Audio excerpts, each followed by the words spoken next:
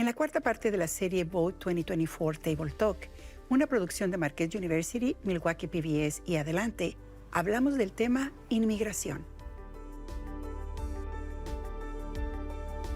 I'm Phil Rocco. I'm a professor of political science at Marquette University, and I'm excited to talk to some voters tonight about immigration. Hi, I'm Tammy Shong, raised in Milwaukee, Wisconsin, and I'm excited to have a conversation around immigration. Hi, my name is Stephanie Janes Salgado Tamirano. I'm originally from Tegucigalpa, Honduras, and have been living for a decade in Madison, Wisconsin. And I'm looking forward to hearing from our community members tonight about immigration. I'm Penny Petrozinski from West Bend, Wisconsin. I'm looking forward to this opportunity to discuss the immigration policies. Hi, I'm Al Hamden, and I'm from Franklin, Wisconsin, and I'm here to talk about immigration. My name is Mark Holland, and I'm from Germantown, and I'm really looking forward to having a conversation about immigration today. According to public opinion polls, immigration is a top issue in this election. The Pew Research Center noted that a growing number of migrants seeking entry into the United States at its border with Mexico has divided Congress and has emerged itself as a top issue in the 2024 election. Do you personally consider the situation at the border a crisis, a major problem, a minor problem, not a problem? And some people have argued that what we have at the southern border is not a border crisis, but an asylum crisis. For me, being an immigrant is like the elephant in the room. Because from what I understood growing up, I always had this idea of like, wow, the United States is the greatest country of the world. There's so many opportunities. I can walk on the streets and not get kidnapped, you know? It is important to me, and I do believe that the United States needs immigrants in order to survive.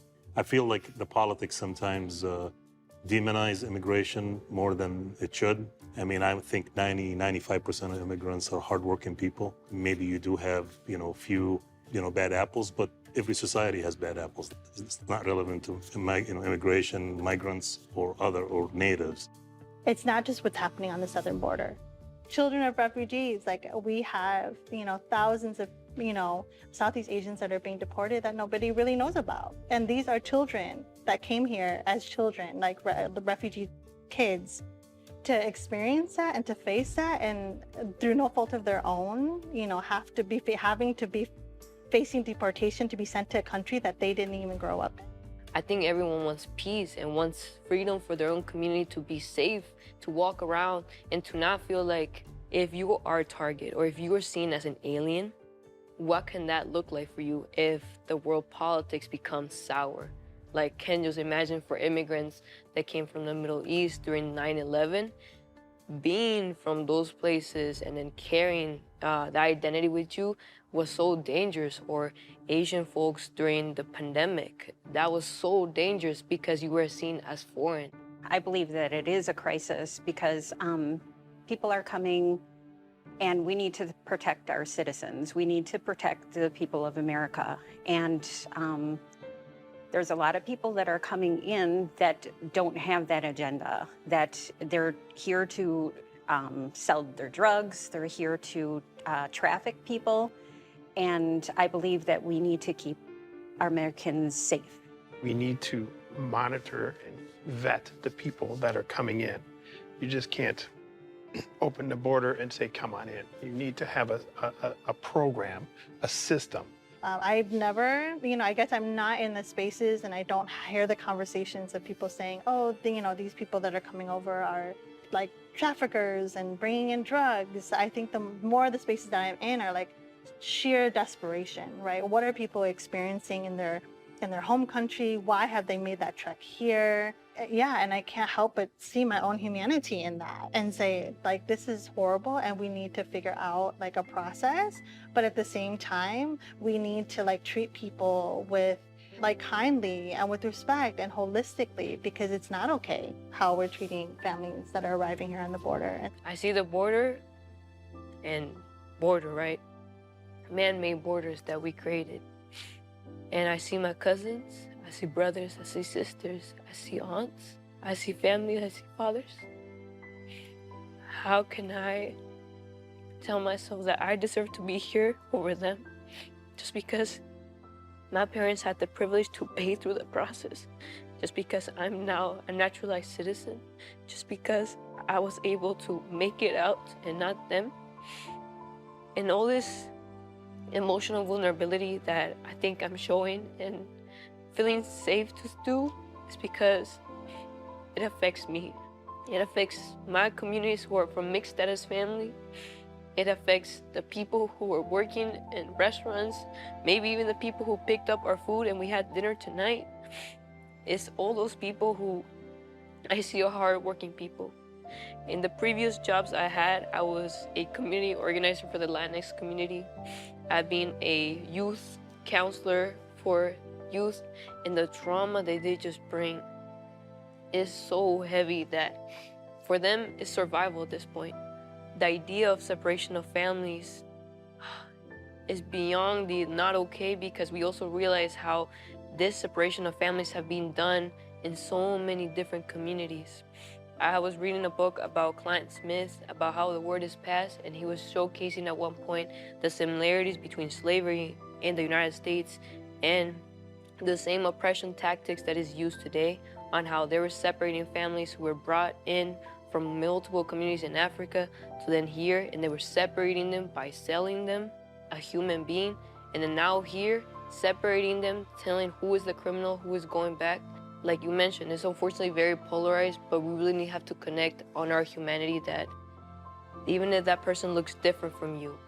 What would a solution, right, to improving those pathways look like to you? This idea that you can just apply and just come, it's a misconception. It's very difficult to immigrate to the United States. So you have people that are desperate, and that's what we've talked about, that solution in the mother country and the home country maybe is a better way to do it. They have no opportunities. There's political prosecution, there's murders, and then they're just rushing the border. And they're rushing the border because there is jobs here. To me, maybe a work permit program might make some sense. Why are you coming to steal cars? Why are you coming to commit murders, to rape, and all these things? Why are you coming to the United States to do that? My thing is, yes, you should get deported in that case. You're not a benefit to society if you're doing those things.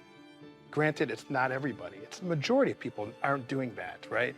5% maybe? That's a very small amount of people.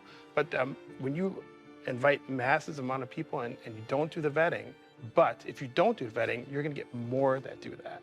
So much of the conversation around immigration then becomes around the 5%. And it didn't make enough room and space for like the 95% of people that are coming here to flee, you know, for safety, for jobs, for all of that. Yes, Latinx people were given jobs because this is where the United States have jobs, but those jobs were not necessarily 40 hours per week. We're not necessarily $20 per hour.